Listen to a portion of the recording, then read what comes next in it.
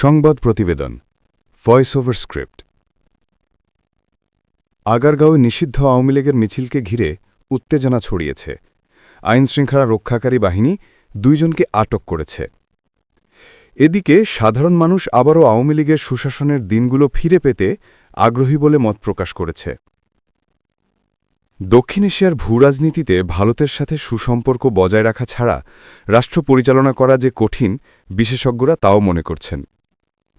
অন্যদিকে ডাকসু নির্বাচনে শিবিরের জয় নিয়ে যুবদল নেতারা অভিযোগ করেছেন, এখানে হয়েছে ইলেকশন ইঞ্জিনিয়ারিং। ৭২-এর সংবিধান কাঙ্ক্ষিত গণতন্ত্র প্রতিষ্ঠায় ব্যর্থ হয়েছে বলেও সমালোচনা উঠেছে রাজনৈতিক মহলে। জাতীয় রাজনীতির নানা টানাপোড়েনের মধ্যেই আন্তর্জাতিক অঙ্গনে ড ইউনূসকে ঘিরে তীব্র আলোচনা চলছে। অনেকেই বলছেন, অং সান সূচির মতো তাকেও হয়তো একদিন খুঁজে পাওয়া যাবে না।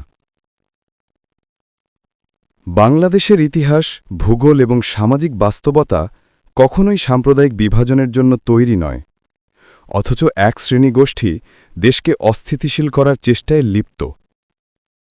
প্রশ্ন থেকে যায়, ভবিষ্যতের বাংলাদেশ কোন পথে যাবে?